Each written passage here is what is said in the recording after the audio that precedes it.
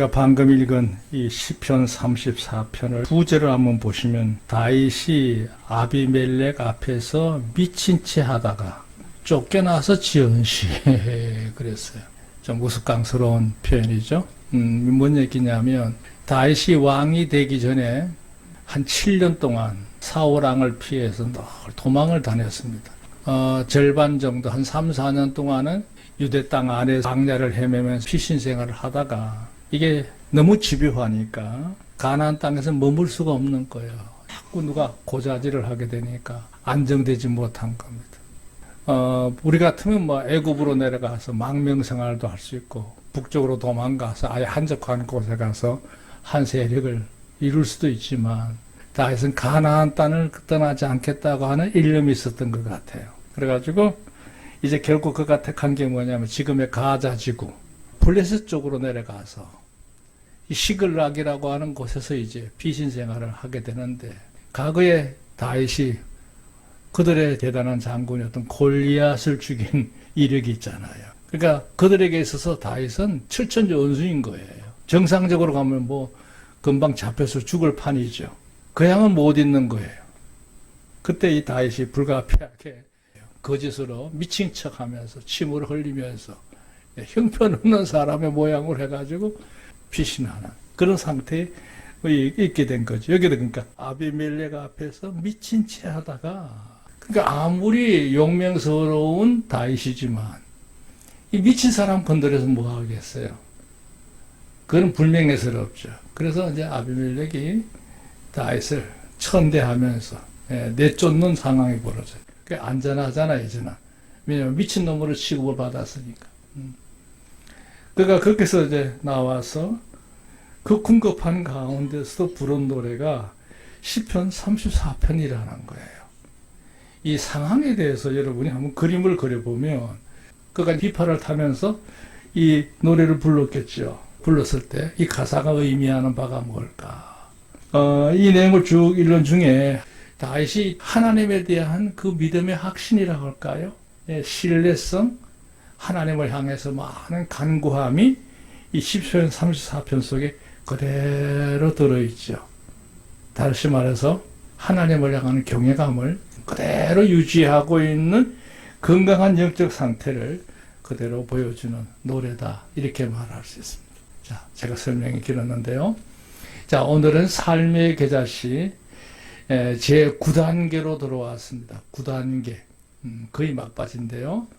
오늘부터 다루어지는 6개는 이 세속 사회 속에서 하나님의 백성된 자로서 어떻게 살아가야 될까 하는 삶의 중요한 특징들에 대해서 말씀을 나누려고 합니다. 지난번에는 대인관계를 얘기했고 오늘은 일반적인 사회 속에서 내 이치는 내 모습은 내가 추구해야 될 가치는 무엇인지 그런 점에 대해서 앞으로 6개를 나누려고 합니다. 그래서 오늘 시작 글자는요. 성인 성자라기도 하고 성스러울 성자라고도 해요. 성스럽다 하는 말은 소위 말해 현자들 아주 높은 덕을 이룬 사람들 흔히 성인이라고 하죠. 성인. 근데 우리 성경에서는 여기 9절에 그랬죠. 너희 성도들아 여호와를 경외하라. 저를 경외하는 자에게는 부족함이 없도다. 그랬어요. 여기 성도라는 말의 단어가 아주 중요한 의미가 있습니다. 이 성도라고 하는 단어의 대표적인 용어가 히브리어에서는 두 가지가 있어요. 하시드라고 하는 게 있고 카도시라고 하는 게 있어요. 주로 이제 하시드라는 용어를 많이 쓰는데 모든 매사에 분별력을 갖고 신성하게 구별되게 순전하게 진실하게 사는 모습 이 성도라는 개념으로 쓰기도 합니다. 헬라어에서도 보면 하기오스라고 하는 단어가 있는데요. 신비로운 천사들을 의미하는 천사의 용어인데요. 천사와 같은 성도다. 하이하기오스 이렇게 쓰기도 해요. 성도라는 말이 뭐냐 그랬을 때 오늘 그거를 설명을 하려고 합니다. 여기 이제 한문이 만들어지는 과정을 보면요. 이미 나와 있는 글자들을 이제 조합을 해서 만들어진 회의 문자입니다. 세 개의 그림이 있죠. 다른 사람 말을 잘 들어서 해결해 주는 사람 이런 의미로 이 성인 성자를 쓰기도 했어요. 덕을 이루어서 일정한 경지에 오르는 사람. 예, 우리 용어로 쓸 때는 그냥 한문적인 편의로는 성도. 이 도자는 무리 도자입니다. 오늘 부제로 성도라고 하는 것은 다름이 아니라 거룩함을 이루고 사는 무리들, 지체들이 하는 의미로 삼겠습니다. 자, 우리가 세속사회에서 어떤 사람으로 살아야 될까 그랬을 때 간단합니다. 예, 거룩하게 사는 모습을 지니고 있는 하나님의 백성으로 사는 줄로 믿습니다. 예, 거룩한 길을 가는 사람이다. 이렇게 말할 수 있어요. 자, 이념 볼게요. 이 세상은 아주 다양한, 그렇죠? 인종들이 많죠. 흔히 크게 나눴을 때 항인종, 백인종, 뭐 흑인종 이렇게 나눕니다만 이게 이제 세상의 역사가 길어지면서 자연 환경에 따라서 여러 형태의 인종들이 자꾸 생성이 돼서 늘어갔죠. 다 포함해서 인종. 그 다음에 거기에 따른 문물이 지역마다 다 다르고 시대마다 다르고, 예, 사람의 계층마다 다 다르잖아요. 그 다음에 제도, 국가를 비롯해서 여러 형태의 집합체들이 이루고 있는 것이 이 세상이잖아요. 뭐 이건 중요한 얘기가 아니에요. 그 모든 것이 편지 온 사방에 두루 다 퍼져 있어요. 그리고 혼재라고 해가지고 지금은 이제 여러 나라 사람들이 들어와서 우리 사회도 다문화 사회로 바뀌고 있어요. 아마 한 4, 50년 뒤에는 우리 사회가 어떤 모습일까 그런 생각을 해봅니다. 혼재. 그 다음에 잠재라는 말을 썼는데요. 이 잠재라는 말은 겉으로 드러나지 않지만 여전히 존재하고 있는 그 무엇, 그런 것들이 이제 이 사회 속에 있단 말이죠. 그러는 가운데 세상의 역사가 지금 진행되고 있다. 이렇게 얘기하고 있었어요. 지금부터가 이제 제시예요. 문제는 지나간 인류 역사들을 전체적으로 이렇게 고찰을 해보면, 예, 그게 중요한 요소들이 있어요. 수많은, 헤아릴 수 없는 대척 관계에 있던 것들이 많죠. 서로 정반대로 세력을 갖추어서 맞서서는 그런 대척 관계. 그게 이제 대립을 하게 되고, 예, 소위 말하면 대결을 이루어내는 역사가 과거에도 있었고 지금도 있죠. 지금도 있습니다. 그러니까 지금도 그런 것들이 여전히 빈번하게 수없이 끊임없이 일어나고 있는 게 우리가 사는 이 흔한 지구촌의 현실입니다. 현실이에요. 제가 말하고 싶은 얘기는 지금부터예요. 그러고 있는데 문제는 뭐냐? 그런 많은 대부분의 것들이, 예, 세 가지 요인의 근거를 둔다고 볼 수 있어요. 악한 영의 역사로 일어나는 것도 있고, 여기 악질이라고 해서요. 그릇된 잘못된 가치의식을 가지고 있는 그런 나쁜 성질을 가지고 있는 좋지 못한 바탕, 이유로 인해서 일어나는 것들도 있고, 또 하나가 있어요. 악한에 의해서 악독한 짓을 서슴지 않는, 예, 무자비한 사람들에 의해서 일어나는 대결들이 많죠. 대결들이 많아요. 지금 세상 보세요. 전쟁이 왜 일어나고 있어요? 악령의 역사 말할 수 있겠죠. 근데 저는 그것보다도 악한들의 도모하는 일이다. 이렇게 말하고 싶어요. 예, 이들은요, 뭐 인격, 겉으로 보면 멀쩡해요. 모시는 신사들이에요. 그러나 그 이면의 모습들은 무자비한 사람들이에요. 냉혹하기 그지없어요. 예, 전혀 자비함이 없어요. 철저하게 자기중심적인 사람들이에요. 그런 거에 의해서 세상이 굉장히 파란을 겪고 있는 것이 오늘 우리가 살고 있는 현실인 거죠. 그러면 그걸 그냥 마냥 지켜보고 있느냐? 그렇지 않습니다. 그래도 이 사회가 이만큼 유지될 수 있었던 것은 중요한 거예요. 그것과 맞서는 무리들이 있기 때문에 가능한 거예요. 맞서는 무리들이. 우리나라도 지금 가장 큰 걱정이 뭐냐 하면 정치인들로부터 시작해서 국민에게까지, 예, 너무 많은 모습에서 교양적이지 못하다고 하는 건 옛말이고요. 예, 너무 탐욕적이고 이기적인 거죠. 너무 비윤리적인 것도 있고요. 그야말로 아나무인이지요. 모든 질서 다 무시하고 아무렇게나 자기들의 원하는 바를 이루려고 하는 그런 무리들이요. 예, 지금 우리나라에 많아지고 있는 게 현실이에요. 그게 무슨 미래가 있겠어요? 참 기도 제목이라고 생각합니다. 기도 제목. 그러니까 우리가 이런 현실 속에 그냥 마냥 우리가 절망하고 그 모든 포기하고 그냥 물러나야 될 거냐? 아닙니다. 아닌 이유가 뭐냐? 오늘날 우리가 성도로서 살고 있기 때문에 이 사회는 그래도 소망을 가질 수 있는 줄로 믿습니다. 오늘 그 얘기 하려고 하는 거예요. 자, 얘기가 길었는데요. 두 번째 보세요.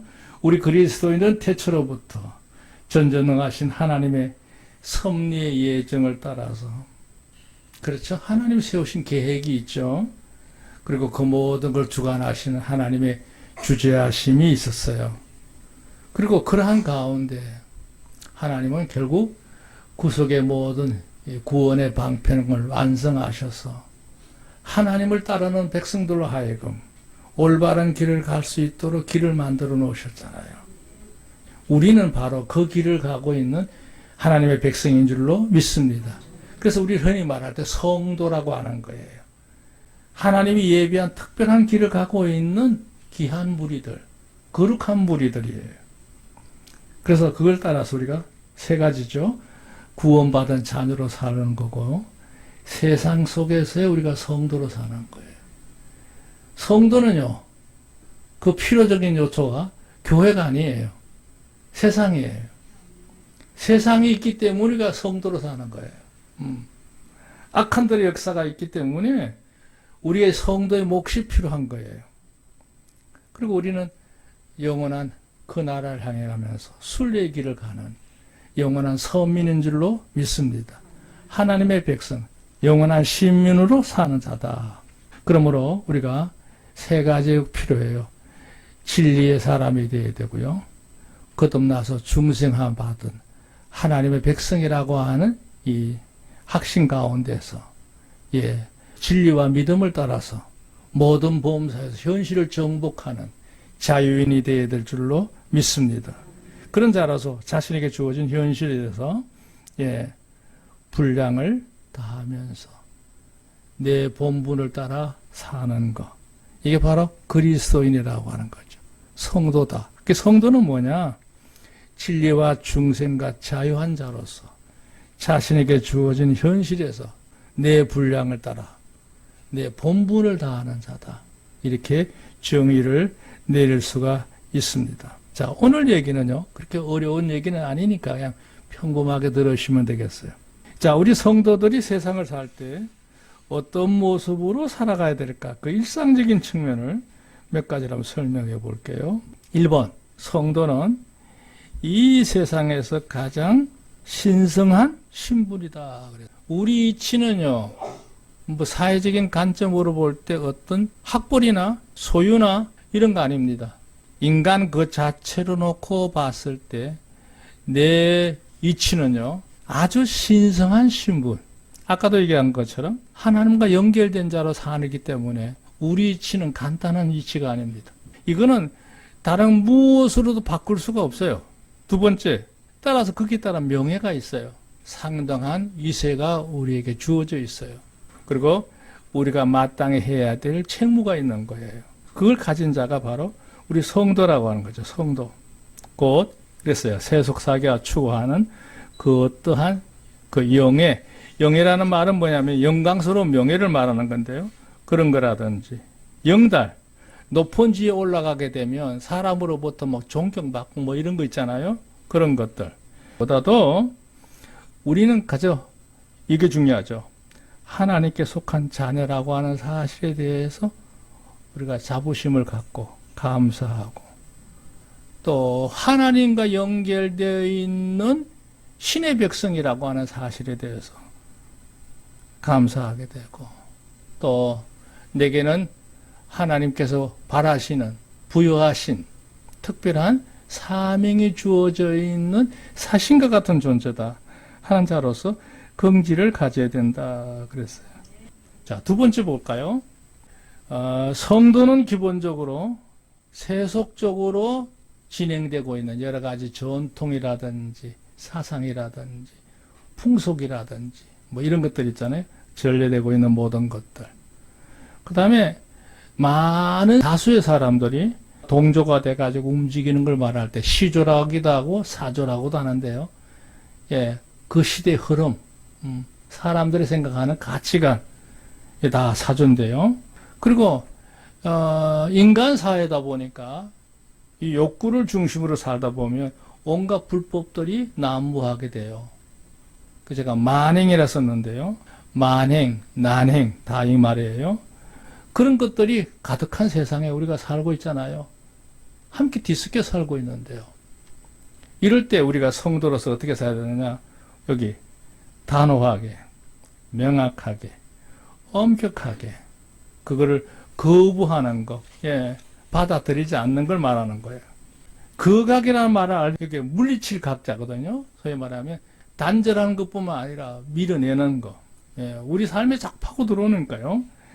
좀 더 어려운 말을 썼어요. 거전이란 말을 썼는데요. 이게 싸울 전자거든요. 예, 그것과 맞서서 투쟁하는 걸 의미하는 거예요. 예, 우리 성도들이 적당히 사는 게 아니에요. 쥐죽은 듯이 그냥 숨 죽이고 사는 게 성도 아니에요. 우선 내 삶의 영역으로부터 그걸 거부하고 밀어내고 그걸 맞서서 정복할 수 있는 믿음의 능력을 우리가 갖춰야 될 줄로 믿습니다. 성도 역할이 참 중대해요. 무거워요. 이게 쉽지 않습니다.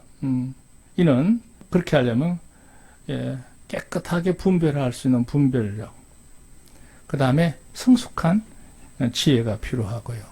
그리고 내 마음에 흔들림이 없이 견실하게 이루고 있는 확신이 내 안에 있어야만 이게 가능한 일이에요. 저도 이제 모임을 하는데 자주 가다 보니까 하여튼 몇 사람 이상만 모여서 회합을 가진다. 그러면요, 어떤 안건을 놓고 일 처리하는 과정을 보면 그게 정상적으로 가지 않을 때가 상당히 많더라고요. 아니, 신분적으로 보면 대단한 이치의 지성인들인데 막상 일체라는 걸 보면 이게 지극히 자기 중심으로 흘러가고 있는 그런 모습들을 보게 되고, 다 좋은 게 좋은 거 아니냐. 이번에는 이렇게 해서 용납을 하고 또 다음 기회가 되면 당신도 그렇게 해서 하면 되지 않느냐는 타협하는 것들도 많고, 이럴 때요, 이걸 어떻게 해야 되느냐. 그러니까 내 혼자 나를 지키는 거는 그리 어려운 일이 아닌데 무리 속에 내 이치를 바로 지키는 거는 정말 처신하기가 쉽지 않은 게 오늘 현실이구나 하는 것을 절감하게 됩니다. 어쨌든 여러분 안에 그 모든 걸 용납하지 않고, 여기 그랬죠? 고결한 분별력과 고상한 지혜와 고귀한 확신을 그대로 유지할 수 있는 자, 이게 제대로 된 성도다 이렇게 말할 수 있어요. 성도. 세 번째 볼까요? 성도는 일반적으로 말하는 종교인의 이론이 아니다 그랬어요. 흔히 말하는 교인들, 신자들, 그 일상적인 용어잖아요.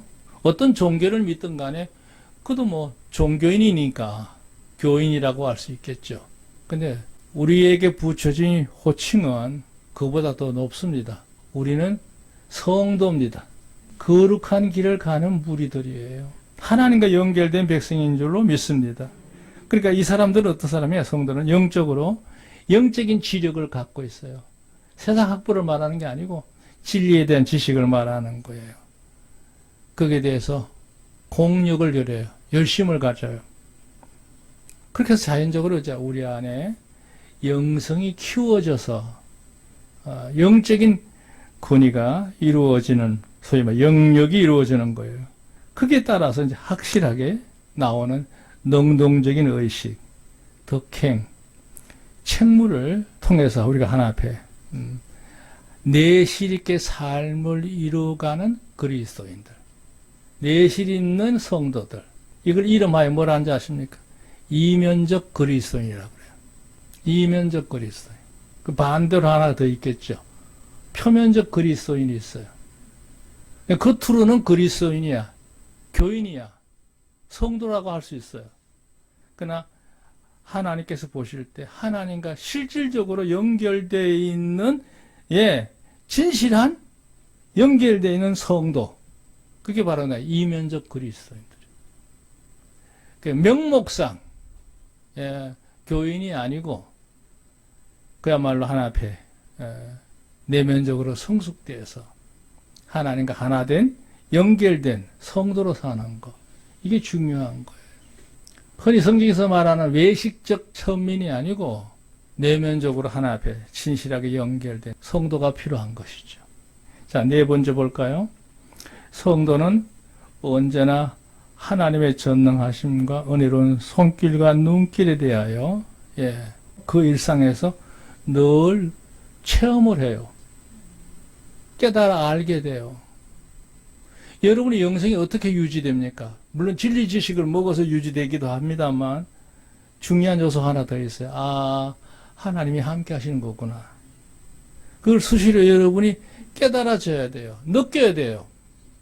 흔히 그걸 말하면 체험한다고 그래요. 내가 자각해서 아는 거예요. 이건 하나님의 은혜로구나. 하나님이 섭리하신 거구나.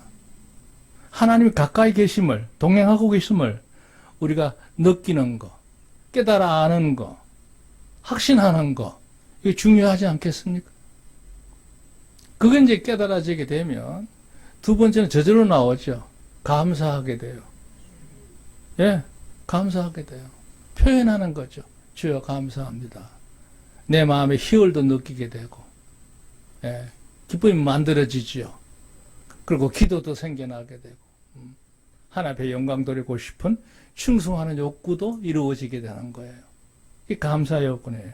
그 다음에 이제 그걸 입으로 표현해서 고백하는 것, 간증하는 것도 있고, 더 나아가서 극적으로 그 하나님을 알리는 일에도 최선을 다하는 거 아니겠어요?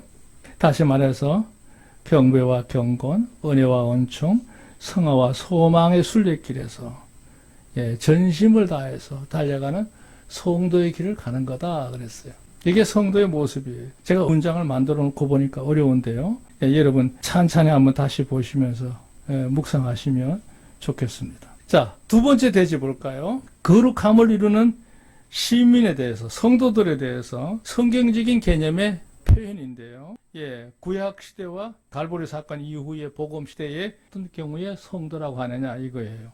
1번 구약 시대 하나님으로부터 직접 선택함을 받은 유일신을 섬기는 1차 선민들, 이스라엘 백성들, 그들을 흔히 말할 때 선택자다, 택자들이라고 얘기해요.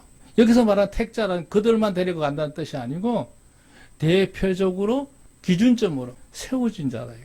이 세상에 하나님을 섬기는 한 나라를 하나님이 분명하게 세우신 거예요. 그게 이제 아브라함의 하나님, 이삭의 하나님, 야곱의 하나님으로 지칭되는 선민 이스라엘 백성들을 말할 때 그들은 뭐냐? 거룩한 무리, 성도라고 말할 수 있어요. 두 번째는 뭐냐? 개념이 약간 이제 더 짙어지는데요. 하나님과 연결성, 경건성을 끊이지 않게 유지하고 있는 사람. 그게 진짜 성도죠. 우리말로 뭐냐? 신앙심을 가지고 하나 앞에 신의 백성으로서 삶의 모습을 유지하고 있는 것. 그것도 역시 성도의 한 부류예요. 그 다음에 이제 좀 더 적극적인 거죠. 충성자예요. 자기 역할을 따라서 열심히 사는 거예요. 또 개인적으로는 경건의 시간을 가져서 일정한 시간 동안 금식을 하거나 기도하거나 특별한 어떤 선한 봉사를 위해서 헌신하는 경우들도 있죠. 이게 다 섬기는 신실한 자들의 충성되는 모습이에요. 이 구약시대에 의롭고 거룩하게 신실하게 선하게 사는 사람들이에요. 특별한 사람들이죠. 두 번째 보세요. 복음시대 이후에 예수님을 통해서 구원받은 성도들은 비록 유대인만 한정되지 않고 온 세상 모든 사람들, 물론 구약시대도 그와 같습니다만 하나님을 섬기는 사람들이 많았어요. 근데 가장 보편적인 게 뭐냐? 하나님의 교회에 소속된 지체로서 사는 자들. 한때 이 무교주의자들도 있었는데요. 그건 정말 지극히 잘못된 인본적인 요소들의 흐름이죠. 성도는 교회에 다 소속되어 있어야 돼요. 그래야 그 영성이 온전하게 유지될 수 있어요. 두 번째, 같은 성도들끼리 서로 친밀하게 교제함을 이루어서 하나의 연합체가 되는 게 중요해요. 그래서 교회는요, 성도들끼리 서로 친해야 돼요. 유기적인 관계가 있어야 돼요. 그냥 혼자 조용히 와서 예배만 1시간 참석하고 돌아간 걸로 전부로 생각하시면 절대 안 됩니다. 세 번째, 스스로 자신의 영적인 성숙을 위해서, 성장을 위해서 노력하는 자가 필요해요. 그걸 성화라고 하죠. 그러니까 결국 뭐예요? 목적은 주님을 닮아가는 거예요. 이런 모든 걸 다 아우러서 말할 때 이건 거룩한 성도다. 거룩한 무리에 들어가 있는 이론이다. 이렇게 표현할 수가 있습니다. 자, 마지막으로 세 번째 대질 보세요. 우리가 이런 신실한 성도로서 살아가려고 하면 우리가 어떻게 살아야 될 거냐 하는 것을 설명한 거예요. 하나님을 향해서, 내 스스로를 향해서, 사람들 속에서 이렇게 한번 나눠봤어요.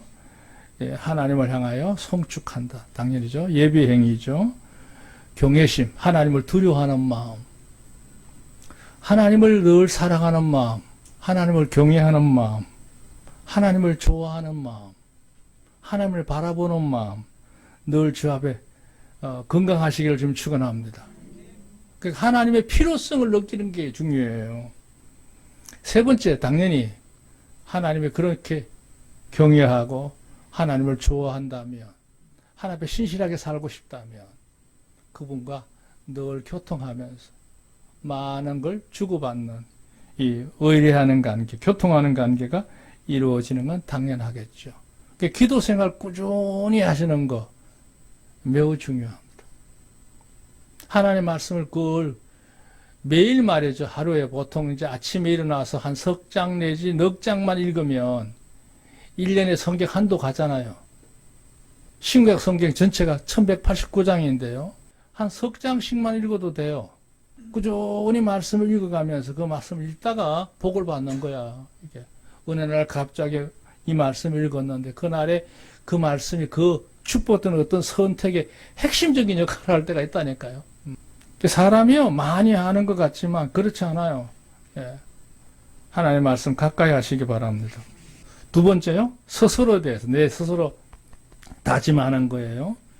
내 안에 불현듯 일어나고 있는 여러 가지 많은 요소들이 있죠. 불만이라든지 불평적인 일들, 불행함을 느끼는 것들, 그 감정을 잘 다스리기를 바랍니다.